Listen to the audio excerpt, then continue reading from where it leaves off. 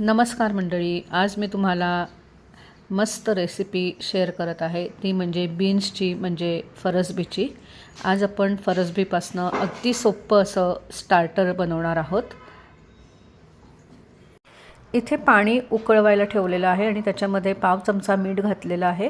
पाण्याला तर एक उकळी आणून द्यायची आहे. त्याचबरोबर मी पाव किलो फरसबी घेतलेली आहे, ती निवडून घेतलेली आहे, त्याचे धागे काढून घेतलेले आहेत आणि अशा प्रकारे ती चिरून घेतलेली आहे आणि ही फरसबी आता या पाण्यात घातलेली आहे.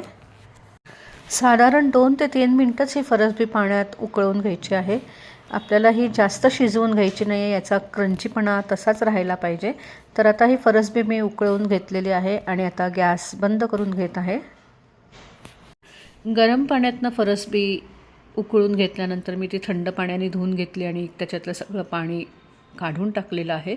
इथे पॅनमध्ये मी 1 चमचा बटर आणि तेल घेतलेलं आहे. बटर विरघळल्यानंतर याच्यामध्ये साधारण 10 ते 12 लसणीच्या पाकळ्या मी बारीक चिरून घातलेल्या आहेत आणि आता या लसणीच्या पाकळ्या आपल्याला छान परतून घ्यायच्या आहेत.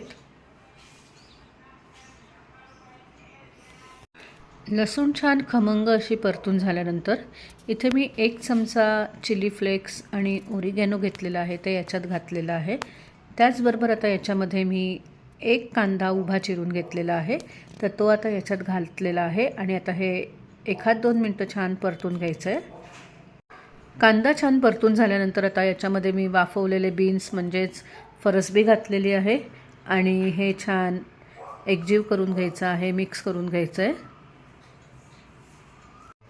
त्यानंतर आता याच्यामध्ये मी 1 चमचा पांढरे तीळ घातलेले आहेत आणि परत एकदा हे छान मिक्स करून घेतलं आहे. तुमच्या हे लक्षात आलं असेल की मी याच्यामध्ये मीठ घातलेलं नाही आहे, कारण बीन्स उकळवतानासुद्धा आपण त्याच्यामध्ये मीठ घातलेलं होतं. तसेच बटरमध्ये मीठ असतं आणि ओरिगॅनोमध्ये सुद्धा मीठ असतं, त्यामुळे आवश्यकता वाटली तरच याच्यात मीठ घालायचं आहे. तर आता हे मस्त झटपट असं आपलं हे स्टार्टर तयार झालेलं आहे. तर गॅस बंद करत आहे. मस्त गरमागरम झटपट होणारं असं हे बीन्सचं म्हणजे फरसबीचं स्टार्टर तयार झालेलं आहे. चवीला अप्रतिम लागतं, पण हे झाल्या गरम खाण्यातच मजा आहे. तेव्हा तुम्ही हे नक्की करून बघा. धन्यवाद. Bye bye.